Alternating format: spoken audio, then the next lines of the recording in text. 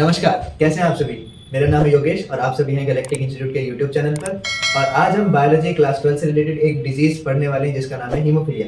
जैसे हमने last class में एक कलर ब्लाइंडनेस की डिजीज के बारे में पढ़ा था, सेम उसी तरीके से आज हम हीमोफीलिया के बारे में पढ़ेंगे।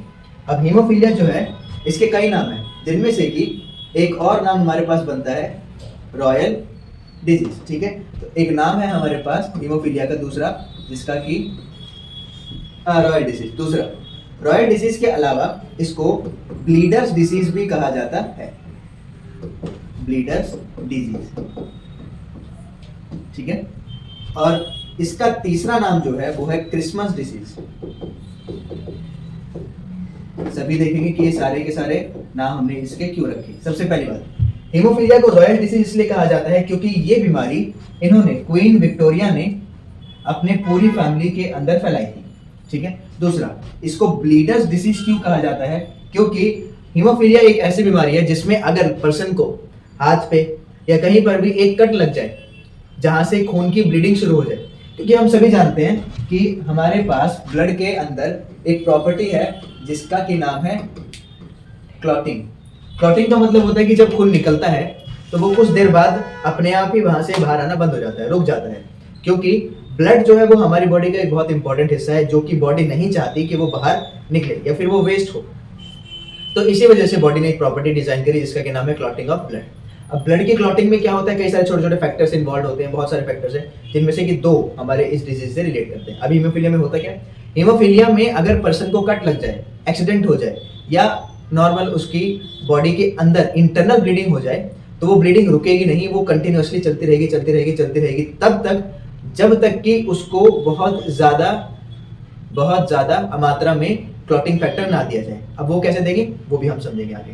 तो हीमोफीलिया रिलेट करता है किससे, क्लॉटिंग ऑफ ब्लड से। तो ब्लड की क्लॉटिंग नहीं होती है इस डिजीज में, तो खून बहता रहता है और इसी कारण इसको ब्लीडर्स डिजीज भी कहा जाता है। तीसरा, क्रिसमस डिजीज क्यों कहा जाता है, क्योंकि हीमोफीलिया जो है हमारे पास दो प्रकार का है। हीमोफीलिया जो है वो हमारे पास दो प्रकार का है, एक है हीमोफीलिया ए और दूसरा है हमारे पास हीमोफीलिया बी। ठीक है, हीमोफीलिया ए की तो खोज हुई थी 1803 में, लेकिन हीमोफीलिया बी की खोज हुई थी 1952 में, और जिसके अंदर ये खोज की गई थी उस पर्सन का नाम था स्टीफन क्रिसमस। इसी कारण इसको नाम दिया गया क्रिसमस डिजीज। ठीक है, चलते हैं हमारे हीमोफीलिया के अंदर। तो हीमोफीलिया में हमारे पास जो क्लॉटिंग है उसके अकॉर्डिंग हीमोफीलिया दो प्रकार का होता है। सबसे पहला तो है हमारे पास हीमोफीलिया ए और दूसरा है हमारे पास हीमोफीलिया बी। हीमोफीलिया ए में, अब यहां से आपको थोड़ा सा नीट वाला पोर्शन शुरू होता है। हीमोफीलिया ए में कौन से फैक्टर की कमी होती है, तो हीमोफीलिया ए में कमी होती है एंटी हीमोफीलियक फैक्टर। एंटी हीमोफीलियक फैक्टर की कमी होती है जिसको हम कहते हैं फैक्टर 7। ठीक है, और हीमोफीलिया बी में कमी हो जाती है थ्रोम्बोप्लास्टिन फैक्टर की, और इसको कहते हैं फैक्टर नंबर 9। तो ये दो फैक्टर्स हैं जो हीमोफीलिया ए और हीमोफीलिया बी कॉज करते हैं। और अभी हमने देखा हीमोफीलिया ए की खोज हुई थी 1803 में और हीमोफीलिया बी की खोज हुई थी 1952 में। अब बात आती है, अगर हीमोफीलिया के पेशेंट को अगर ब्लड क्लॉट नहीं हो पा रहा है या फिर उसको कट लग गया, वो ब्लीडिंग कर रहा है, तो उसको हम बचाएंगे कैसे। तो इसको बचाने के हमारे पास कुछ तरीके हैं। सबसे पहला हीमोफीलिया का इलाज करने का वो है ब्लड ट्रांसफ्यूजन। ठीक है, अब जो ब्लड ट्रांसफ्यूजन है इसका मतलब क्या हुआ समझते हैं। देखिए, मान लीजिए कोई एक पेशेंट है जिसको हीमोफीलिया कंडीशन ऑब्जर्व की जाती है और अगर उसको कट लग जाता है, वो एक्सीडेंट हो जाता है, तो उसका ब्लड जो है वो कंटिन्यू फ्लो करता रहेगा। तो उससे हम बचाएं कैसे। एक तरीका है हमारे पास ब्लड ट्रांसफ्यूजन करने का, किसी नॉर्मल पर्सन का ब्लड उसके अंदर ट्रांसफ्यूज कर दिया जाए। हालांकि इसके बीच में आपको ब्लड ग्रुप सिस्टम का ध्यान रखना पड़ेगा। और ब्लड ट्रांसफ्यूजन करने से होगा क्या, क्योंकि क्लॉटिंग क्यों नहीं हो रही है, क्योंकि क्लॉटिंग फैक्टर नहीं है, लेकिन नॉर्मल पर्सन में तो क्लॉटिंग फैक्टर है। तो अगर आप ब्लड का ट्रांसफ्यूजन करोगे तो उस पर्सन का क्लॉटिंग फैक्टर पेशेंट के अंदर क्लॉटिंग करवा सकता है। लेकिन ये एक छोटा सॉल्यूशन है, एक पैचअप सॉल्यूशन है, क्योंकि ये परमानेंट तौर पर काम नहीं करेगा, क्योंकि बॉडी जब क्लॉटिंग फैक्टर को डिग्रेड कर देगी उसके बाद सेम हीमोफीलिया की कंडीशन वापस ऑब्जर्व हो सकती है। दूसरा जो हमारे पास तरीका है वो है कि हम ब्लड को ना डाल के डायरेक्ट उसके अंदर क्लॉटिंग फैक्टर ही डाल दें। अब क्लॉटिंग फैक्टर भी डाल सकते हैं, लेकिन ये भी पैच अप सॉल्यूशन है क्योंकि बॉडी इसको भी डिग्रेड करेगी। और हीमोफीलिया एक जेनेटिक डिसऑर्डर है, तो इसका कोई परमानेंट इलाज हमारे पास अभी तक तो नहीं है। हालांकि हम जीन थेरेपी से इसका इलाज कर सकते हैं, लेकिन वो अभी अंडर प्रोसेसिंग है, उसका भी पूरा सॉल्यूशन नहीं आया है। आगे बढ़ते हैं, देखते हैं कि ये फैलती कैसे और होती कैसे। तो हीमोफीलिया जो है, ये डिसीज जो है एक एक्स लिंक्ड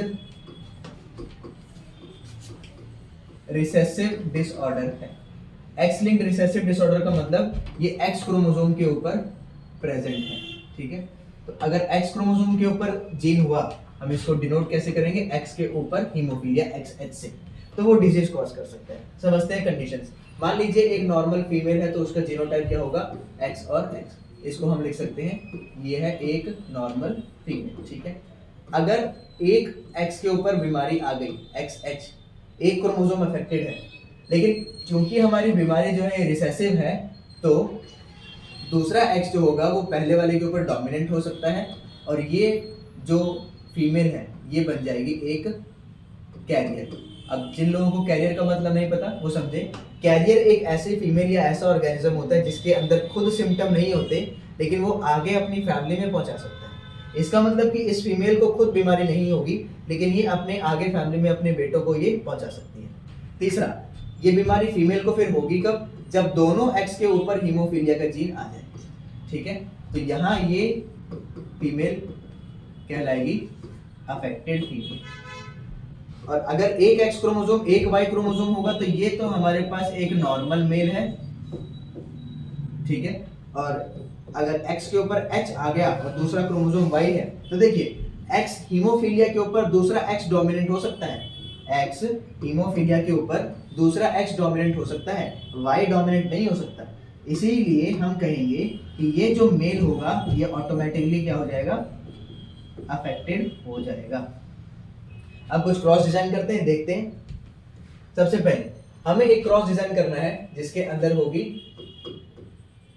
कैरियर फीमेल और उसके साथ एक नॉर्मल मेल, ठीक है। तो कैरियर फीमेल के लिए, कैरियर फीमेल ये रहा, ये वाला कैरियर फीमेल के लिए हम उठाएंगे XH और X, और नॉर्मल मेल के लिए उठाएंगे XY। चलिए, ठीक है। तो यहां से उठाया XH और X, और नॉर्मल मेल के लिए उठाया हमने X और Y, ठीक है। अब यहाँ करेंगे इनका गैमेटोजेनेसिस, ठीक है। तो गैमेटोजेनेसिस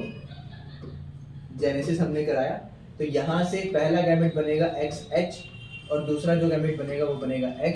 इधर से पहला गैमेट बनेगा X और इधर से ये गैमेट बनेगा Y, ठीक है। अब इनका बनाते हैं एक स्क्वायर, ठीक है, ठीक है।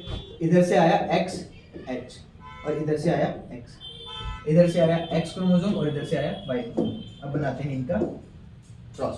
तो पहला जो आएगा इधर से XH आया और इधर से X आया। अब ये देखो हीमोफीलिया X पे आ गया, लेकिन दूसरा X डोमिनेंट है, तो ये बनेगी एक कैरियर फीमेल। अब इसके आगे चलते हैं, इधर से आया XH और इधर से आया Y।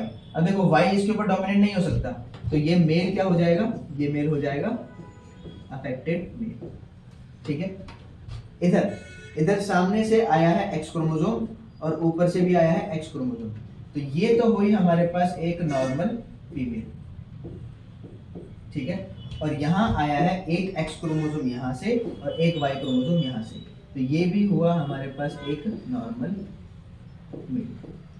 अब देखो थोड़ा इसको पीछे लेके जाते हैं, देखते हैं कि ये डिजीज कैसे भेदभाव कर रही है एक मेल और एक फीमेल में। देखो फीमेल कैरियर थी, फादर की तरफ से कोई जीन नहीं आ रहा, फादर की तरफ से कोई जीन नहीं आ रहा और मदर की तरफ से भी कैरियर बन के आ रहा है, स्टिल ये बीमारी किसी भी फीमेल को नहीं हो रही है। एक फीमेल है वो कैरियर है, दूसरी फीमेल है वो नॉर्मल है, लेकिन ये भाई साहब फंस गए, ये अफेक्टेड है और इनको जीन किधर से ट्रांसफर हुआ है, अपनी मदर से ट्रांसफर, और इसी वजह से हमने लिखा था कैरियर। तो ये मेल, लेकिन फादर से तो कोई जीन आया ही नहीं, लेकिन स्टिल ये अफेक्टेड है, तो हम कह सकते हैं कि ये जो डिजीज है ये एक सेक्स लिंक्ड डिसऑर्डर है, क्योंकि ये जो है जेंडर के अंदर भेदभाव कर रही है, ठीक है। तो ये एक सेक्स लिंक्ड डिसऑर्डर हमारा बन जाता है। अब आपका होमवर्क क्या है, आपको ये बताना है कि अगर हम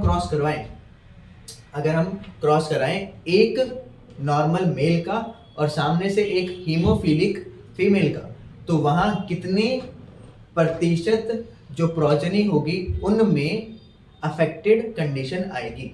ठीक है, तब तक के लिए इसको यहाँ विराम देते हैं और आगे लेकर आएंगे एक नई ऐसी डिजीज जो कि आपकी 12th क्लास से रिलेट करेगी और नीट और सीबीएसई से रिलेटेड उसके अंदर कुछ क्वेश्चन और कुछ कंसेप्ट आएंगे। ठीक है, तब तक के लिए आप वीडियो को लाइक कीजिए, कमेंट कीजिए और चैनल को थोड़ा फैलाइए। धन्यवाद।